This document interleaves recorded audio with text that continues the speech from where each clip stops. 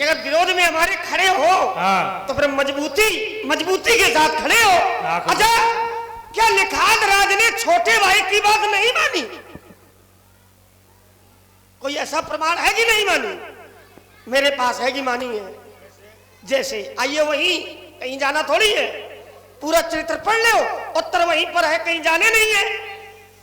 पूरा चरित्र सुनने की भी आवश्यकता नहीं है, केवल 3 अरदाली में दिए देता हूं। जिस समय निखात राज ने शोक प्रकट किया, माता के लिए अनेक प्रकार के वचन कहे और सांसारिक भ्रम जाल को लेकर के उसने अनेक प्रकार की वेदनाएं उत्पन्न की। तो वहां पर गीता का अद्भुत ज्ञान छोटे भाई के द्वारा दिया गया है। बोले, वहां पर जो वाणी बोले हैं वो कैसी है?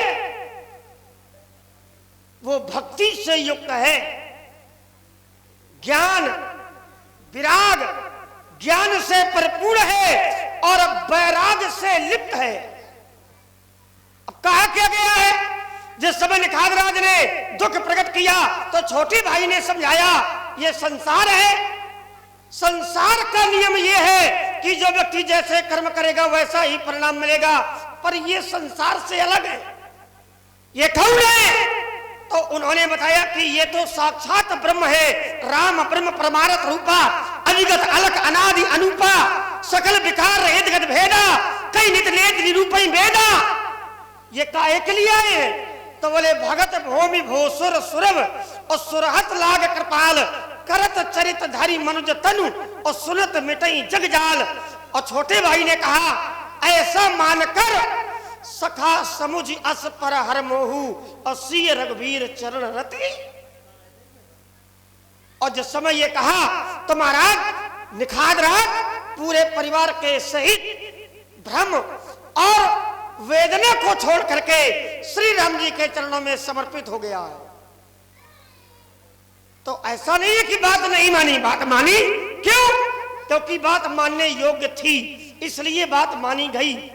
ये न कहो कि बात नहीं मानी, अगर ये कहोगे कि बात नहीं मानी, इसका कोई प्रमाण नहीं है कि निखात राज ने बात नहीं मानी, क्योंकि निखात राज भक्त था और भक्त के सामने जब बात अच्छी रखी जाएगी तो भक्त के द्वारा बात स्वीकार की जाएगी। तुमने मिला तो दिया। दूसरी बात तो और क्या मिला? अब हम जाओ, बहुत छोटे छोटे क्रम में मैं निपटाए दे रहा हूं, परेशान ना हो, है ना। चलो, एक बात बहुत अच्छी आपने रखी है, हृदय प्रसन्न हो गया हमारा। बोले, वेदवाणी को मानना चाहिए। व्यास जी बोले, ब्रह्मवाणी चाहे जैसी हो, देववाणी चाहे जैसी हो, देव भाषा उसे स्वीकार करना चाहिए। अच्छा, देव भाषा में अगर बुरे शब्द बोले जाए तो क्या उन्हें भी स्वीकार करना चाहिए? बोले गए देववाणी में। और अगर हर एक सूत्र मानना चाहिए तो एक सूत्र में तो मैं दे रहा हूं, मानो देव। अगर हर सूत्र मानना चाहिए ठीक, तो एक सूत्र में दिए दे रहा हूं, तुम्हारा विरोध समाप्त हो जाना चाहिए यहां से। फिर तुम्हें धनुष तोड़ने वाले का विरोध नहीं करना चाहिए। कैसे? एक सूत्र यह भी कहता है क्या? कि शंकर जी ने राजा जनक से यह कहा है। क्या? ये धनुष किसका था भैया? शंकर जी का। शंकर जी का। हाँ। और शंकर जी ने राजा जनक से कहा है, धनुर्वदीयम तेगे है पूजतम तो पूर्वजई तस् प्रतिज्ञा तोया कार्य भंगाय उत्तोलनाय चा तोलित्वा चयु भंगम। अब इसका अर्थ बताए दे रहे हैं हम। बिल्कुल। धनुर्वदीयम तेगे है, जो धनुष तुम्हारी गृह में रखा गया है, धनुर्वदीयम तेगे है पूजतम तो पूर्वजई, जिसकी पूजा तुम्हारे पूर्वज करते आ रहे हैं। क्या करना है? तस्य प्रतिज्ञा, उस पर प्रतिज्ञा करो। तस्य प्रतिज्ञा तया कार्य, उस पर प्रतिज्ञा करो। क्या प्रतिज्ञा करो? भंगाए तोड़नाए चा, जो भी धनुष को तोड़ेगा ऐसा प्रण जब करोगे, तोलित्वा चयु भंगम, जो भी ऐसा कार्य पूर्ण कर देगा उसी के साथ में अपनी बेटी सीता का विवाह कर देना, और ऐसा करने पर तुम कन्या ऋण से मुक्त हो जाओगे। वाह, अब ये शंकर जी ने कहा है राजा जनक से। ठीक ठीक, ध्यान देना भैया। अब ये बात शंकर जी ने राजा जनक से कही है। शंकर जी का धनुष है, शंकर जी तोड़वाना चाहते हैं। घर हमारा है, हम अपने घर को तोड़वाना चाहते हैं। शंकर जी का धनुष है। शंकर जी ने कहा, जब शंकर जी ने कहा तो राजा ने तोड़वा दिया। तुम काहे बड़ी अम्मा बन रहे हो? वाह, ये शब्द मूल्यवान है, बड़ी अम्मा। हाँ? ये बहुत अरे मूल्यवान भैया, जिसका धनुष है उसने तो भैया एक मान लिया, तो आप तुम्हारा घर है वाह, और मान लिया तुम अपने घर को तोड़वाना चाहते हो, हाँ, तो गांव के लोगों को क्या परेशानी है? बहुत सुंदर।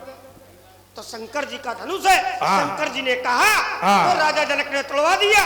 अब तुम काहे आतंक मचा रहे हो? बहुत अच्छी बात लक्ष्मण ने कही है, सब लोगों को समझ में आई होगी। सबकी आई है, अब हमारी बात इनके समझ में ज्यादा आएगी, लेकिन तुम्हारे ना ही होगी। लेकिन हमारे आई है, लेकिन तुम्हारी बात इनको समझ में इसलिए आ गई है कि तुमने घर वाली बात कर दी ना। हाँ, इसी बात अब कहते हैं कि समझ में आवे। और इस बात को लेकर के ये लोग आगे रहते हैं। अब मानो मेरी बात, समस्या ये है कि पिताजी चाहे जितना बलमा में लड़का टोने खातिर घूम ही गया है। एक सिद्धांत छोटा सा और अच्छा, सिद्धांत अभी और एक और हाँ, दे दो। हिरण्यकश्यप और प्रहलाद की बात जो कही थी। बिल्कुल बिल्कुल। अच्छा, ईमानदारी से भैया बताना, थोड़ा क्या? थोड़ा विचार करो इस बात पर। क्या जन्म से ही हाँ, हिरण्यकश्यप ने अपने पुत्र प्रहलाद को अपना पुत्र नहीं माना? क्या क्या क्या क्या क्या क्या? एक बार में समझा नहीं, करो। एक बार में नहीं, ठीक से कहो इसको। हिरण्यकश्यप ने हाँ, क्या अपने पुत्र प्रहलाद को जन्म से ही अपना शत्रु माना है क्या? बिल्कुल बिल्कुल लाओ। नहीं माना। माना? नहीं माना। कैसे? अगर माना हो तो कोई प्रमाण देना। प्रमाण दूंगा। आइए, क्यों?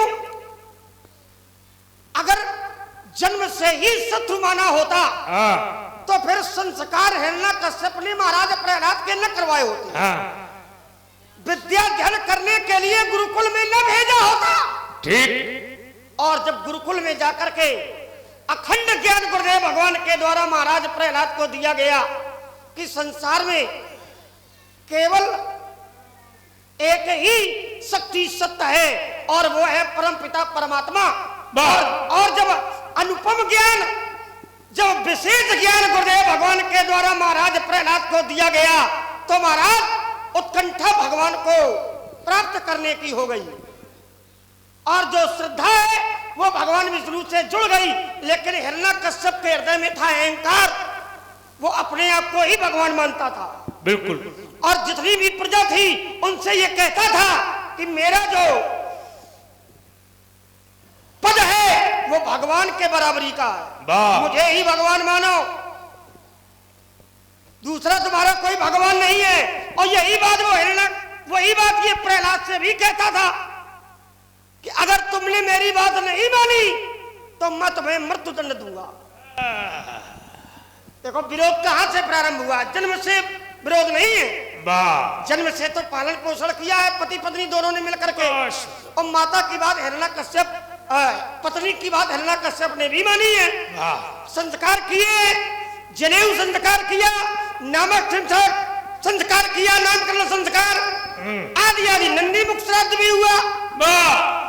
और जब विद्या धन करने के योग्य हो गए तो विद्या धन कराने के लिए गुरुदेव, यहां तक कि गुरुदेव भगवान ने जब अखंड ज्ञान महाराज प्रहलाद को दिया तो हिरण्यकश्यप गुरुदेव भगवान को मारने पहुंच गया। बोले, तुमने ऐसा ज्ञान हमारे पुत्र को क्यों दिया? अब बहुत समझाया, लेकिन अखंड ज्ञान की प्राप्ति महाराज प्रहलाद को हो गई थी, इसलिए पिता की बात वो नहीं मानते थे। अब पिता की बात न मानने के कारण जो यातनाएं हिरण्यकश्यप के द्वारा प्रहलाद जी को दी गई हैं, तेल में डाला गया, खोलते हुए आग में होलिका लेकर के बैठ गई। क्यों? तो बात न मानने के कारण, क्योंकि बात नहीं मानी बहुत प्रहलाद जी ने, इसलिए हिरण्यकश्यप के पक्ष को लेकर के उसकी बहन ने कहा कि मैं इसे मारूंगी। चलो, मुझे वरदान प्राप्त है कि मैं आग में बैठ जाऊंगी तो आग मेरा कुछ नहीं करेगी। देखो, कभी कभी श्राप भी मिथ्या हो जाते हैं जब भगवान के भक्त पर आँच आती है। और होलिका को वरदान था कि आग तुम्हारा कुछ नहीं बिगाड़ पाएगी, लेकिन भगवान के भक्त को लेकर के चिता में बैठी तो महाराज सिद्धांत ये देखने को मिला, प्रमाण ये मिला कि होलिका जल करके खाक हो गई और भक्त प्रहलाद का बाल बांका नहीं हुआ। तो महाराज ऐसा नहीं है कि हिरण्यकश्यप ने पुत्र नहीं माना, पुत्र माना, लेकिन हिरण्यकश्यप की बात आगे प्रहलाद जी ने स्वीकार नहीं की। इसलिए जो यातनाएं दी गई हैं कारण ये बना है। तो सत्यता ये है, जो सत्य है वो स्वीकार करो, असत्य है कभी स्वीकार न करो। देखो दैत्य गुरु जो होता है वो कभी देव भाषा का ज्ञान नहीं देता, वो दैत्य भाषा का ही ज्ञान देता है। जैसे दैत्यों के गुरु है शुक्राचार्य, दैत्यों के गुरु है शुक्राचार्य, और शुक्राचार्य कभी देवताओं का हित नहीं करेंगे। किसका हित करेंगे? दैत्यों का, है ना? दैत्यों के हितकारी है, दैत्यों का हित करते हैं शुक्राचार्य, और दैत्य भाषा का ही ज्ञान देते हैं। अगर देव भाषा अखंड ज्ञान यदि शुक्राचार्य भी मानते होते तो भगवान बामन राजा बलि के यहां गए थे, तो देव भाषा के अनुसार, अखंड ज्ञान के अनुसार राजकुमार शुक्राचार्य को विरोध नहीं करना चाहिए और राजा बलि से कहना चाहिए कि तुम भगवान बामन को दान दे दो। लेकिन राजा बलि को शुक्राचार्य ने मना किया कि तेरे साथ छल हो रहा है, ये बामन को दान देना ठीक नहीं है। अब जरा विचार करो, तुम जो सिद्धांत अपना रहे हो क्या ये कहीं से लागू होता है? क्या दैत्य बालक क्या कभी अखंड ज्ञान ले सकता है? नहीं ले सकता। पहली बात, भागवत के अनुसार, भागवत महापुराण कहता है कि प्रहलाद का जन्म हिरण्यकश्यप के घर में हुआ ही नहीं है, प्रहलाद का जन्म नारद के घर में हुआ है। विचार करना, नारद, किसके यहां? नारद जी के यहां। और कयाधु के गर्भ में जब प्रहलाद थे तो अखंड का ज्ञान और शास्त्र का ज्ञान और कथा का ज्ञान ये नारद लेकर आया है। प्रहलाद ने गर्भ में ही भक्ति का ज्ञान सीख लिया था, ये भागवत कहती है, समझे? और नारद भगवान के भक्त है, इसलिए नारद के आश्रम में प्रहलाद का जन्म है। और नारद का जो मूल तत्व है भक्ति, इस भक्ति को प्रदान किया है प्रहलाद को नारद ने। समझ रहे हो? ये भागवत का प्रमाण है। उल्टा सीधी बातें करना बंद कर दो, ठीक है? वरना हम महात्मा है कि जो चाहो तो तुम बोलो, ये प्रमाण नहीं है, ये तुम्हारा सिर्फ जो है थोड़ा वो कौन कथा कही जा रही है उसको, थोड़ा कथा, ये कब अनुराग से आ रहा है, थोड़ा थोड़ा चिंतन हो जाए इसी बात। रुक जा, ले ले इतनी जल्दी हथियार डाल? नहीं, हथियार नहीं डालते, हमने आनंद आया तो लिए। नहीं, आनंद तो आएगा क्योंकि हम ऐसा बोलते हैं। बिंदु तुमने रखा है बढ़िया है, तो आनंद आया तो थोड़ा थोड़ा हो रहा है। और देखिए मैं आपको बता दूं, लाओ लाओ लाओ, सिद्धांत और भागवत का प्रमाण। तो पुराण को मानते हो तो पुराणों की बात भी तुम्हें माननी पड़ेगी। पिता को मानना और पिता की बात मानना, दोनों बातों में अंतर है। बेटा ये जानता है ये हमारे पिताजी हैं, लेकिन पिताजी जो कहते हैं वो बेटा कभी नहीं मानता। बेटा ये जानता है हमारे पिता हैं, लेकिन पिताजी जो कहते हैं वो बेटा कभी नहीं मानता। ईमानदारी से बताओ, फिर वो पिता को क्या पिता मानता है? जो बालक अपने पिता की बात कभी नहीं मानता वो पिता को क्या खाक मानता? सोचो। अरे राजकुमार, जो लड़का अपने माता पिता की बात नहीं मानते हैं उनकी प्रवृत्ति अलग होती है। हिरण्यकश्यप की बात प्रहलाद ने नहीं मानी। विचार करना, तो क्या शास्त्र ने प्रहलाद को राक्षस कहा, दैत्य कहा? नहीं कहा। लेकिन शंकर जी पार्वती से कहते हैं, क्या कहते हैं व्यास जी? जरा लक्ष्मण को बताओ। और ये सिद्धांत जो है लागू नहीं होता प्रहलाद के ऊपर। क्या नहीं होता? तो कहा माना ही बात और पिता नहीं देवा। ये सिद्धांत क्या प्रहलाद में लागू हो रहा? साधु सने करवा वहीं सेवा, कहा जिनके असे आचरण भवानी, तो कहा बेचालहू निश्चर सब प्राणी। विचार करना, प्रहलाद ने अपने पिता की बात नहीं मानी, लेकिन प्रहलाद को निशाचर नहीं कहा, राक्षस नहीं कहा। क्यों नहीं कहा? क्योंकि पिता का ज्ञान अनुकरणीय नहीं है। पिता का ज्ञान यदि अनुकरणीय हो, अनुसरण करने योग्य होता तो प्रहलाद मान लेता, लेकिन पिता का वो ज्ञान अंधकार की ओर ले जा रहा है। जब गुरु का ज्ञान अंधकार की ओर ले जा रहा हो तो ऐसे गुरु का त्याग कर देना चाहिए। ठीक है ना? हाँ, मैंने बताया था। इसी पर थोड़ा थोड़ा हो जाए। बिंदु आपने बहुत ज्यादा रख दिए। ज्यादा थोड़ा, हाँ, एक बिंदु पर आपने 4 बातें खड़ी कर दी हैं। कौन सी 4 बातें? उत्तर करना पड़ेगा। देखो, संसार में यह भी नियम नहीं है कि हर निशाचर और हर राक्षस बुरा ही होगा। जैसे सुनो। हाँ, सुनाओ भाई। आवश्यक ये नहीं है अगर व्यक्ति का जन्म निशाचर कुल में हुआ है, यूट्यूब में जितने देख रहे हैं सब बिल्कुल सावधान। हमारा ध्यान यूट्यूब में कहीं पहुंचता है, इसलिए कि ये दर्शन बहुत देता है। अरे तो हम लोग वो दर्शन नहीं देता है। हम लोग जो दर्शन देते हैं वो इनको देता है, वो घर घर में पहुंचाता है। घर घर में नहीं, पूरे विदेश में जा रहा है। और देखो, अब विदेशी लोग ज्यादा सावधान हो जाए। देखो, हर व्यक्ति एक जैसा नहीं होता है। जैसे तुम और हम। यूट्यूब तो ये भाषा भी तुमने जो सीखी है बढ़िया है। नहीं तो ये नहीं कहेंगे। नहीं, हम कह रहे हैं तुम लगाओ, तुम्हें अच्छी नहीं लगेगी। अच्छी लग रही है। हाँ, तो चुप करो। वहाँ उसका विरोध थोड़ी है हमारा। हाँ, तो करना भी नहीं। हमको देखो, अरे हम बंद करा देंगे। वहाँ कहाँ भाग रहे हो? इसे आओ। हम कहूँ जा, तुम ठेकेदार हो, प्राण बचाए घूम रहे हो। इसे ऐसे आओ, हमसे वार्ता करो।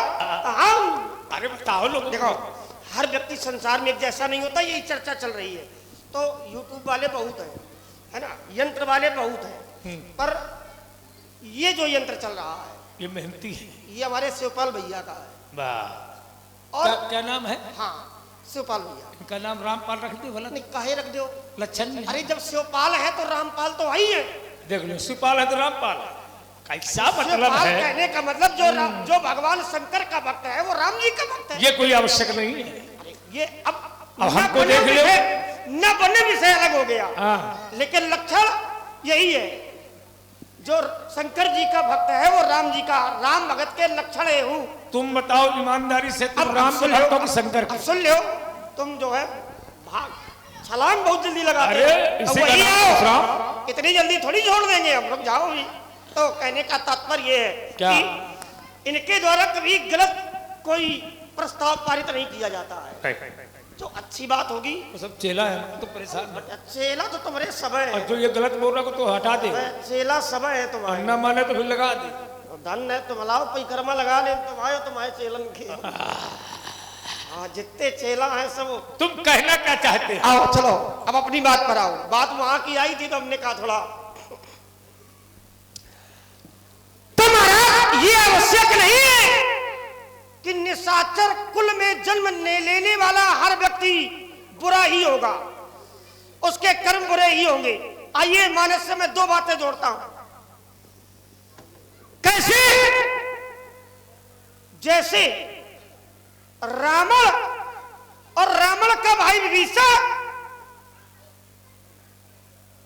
और श्राप मिला कि ये जन्म से ही निशाचर होंगे। हो निशाचर जाई तुम मूल सहित परिवार के साथ तुम निशाचर बनोगे। और बने निशाचर बने और सिद्धांत मिला कि खल मंडली बसौ दिन राती। निशाचर कुल में जन्मे, जोड़ दिया गया। एक और रावण है, रावण के कर्म ये बहुत बुरे हैं। छोटा भाई विभीषण